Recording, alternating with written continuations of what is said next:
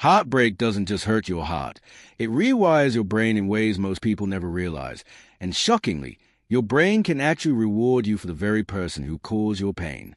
When you fall in love, your brain releases dopamine, the same chemical that drives addiction to drugs, gambling, and other high-intensity rewards, creating an intense emotional high that makes you feel alive, euphoric, and completely attached.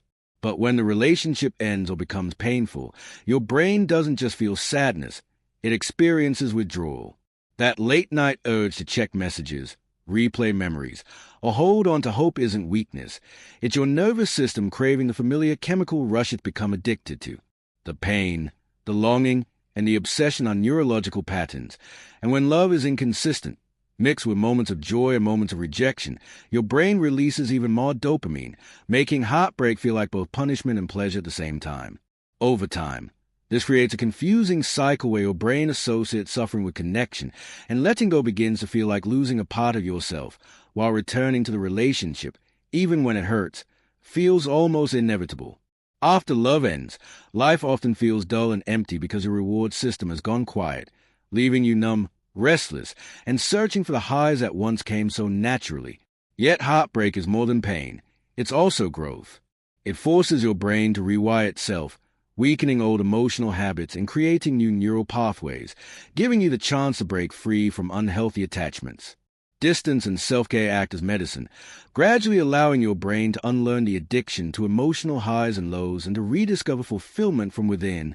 Understanding this transforms heartbreak from a trap into a teacher. You realize that often, it's not the person you truly miss, but the chemical and emotional rush they created in your brain. Once you recognize this, you can reclaim your emotional freedom, stop chasing the illusion of love, and finally choose yourself over the addiction, allowing space for real, healthy, and lasting connection in the future. Heartbreak may hurt, but it is also the gateway to understanding yourself, your brain, and the true nature of love.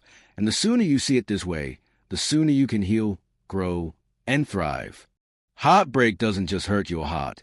It changes your brain in ways most people will never fully understand. And the truth is more shocking than you might think. Your brain can actually reward you for the very person who caused your pain. When you fall in love, your brain floods your system with dopamine, the same chemical that fuels addictions like gambling, drugs, or extreme highs. This isn't just a metaphor. Love literally feels like a high.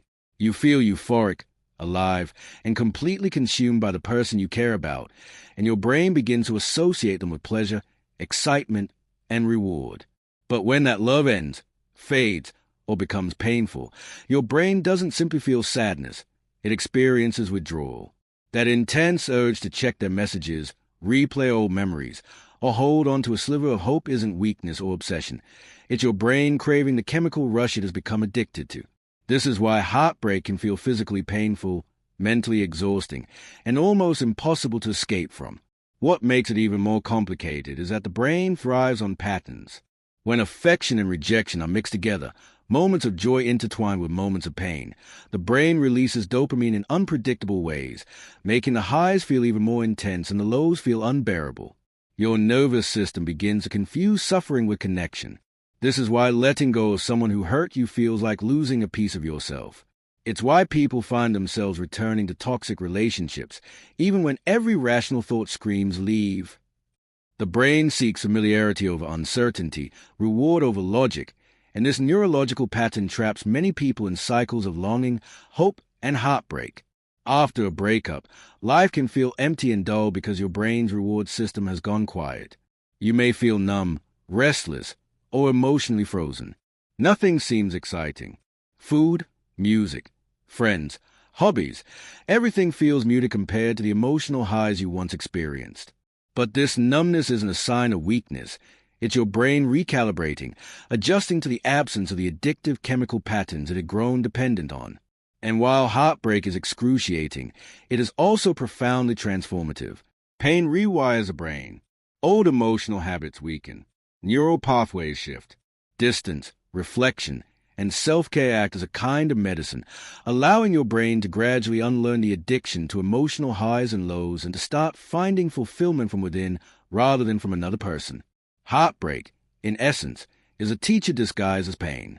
It forces us to confront what we've been addicted to, the chemical rush, the highs and lows, the fleeting moments of connection, and to see the difference between genuine love and neurological craving.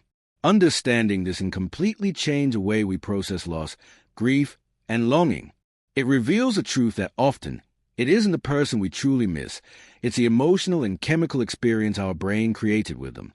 And once we recognize this, we can reclaim our emotional freedom, make peace with the past, and begin choosing ourselves over patterns that once held us captive.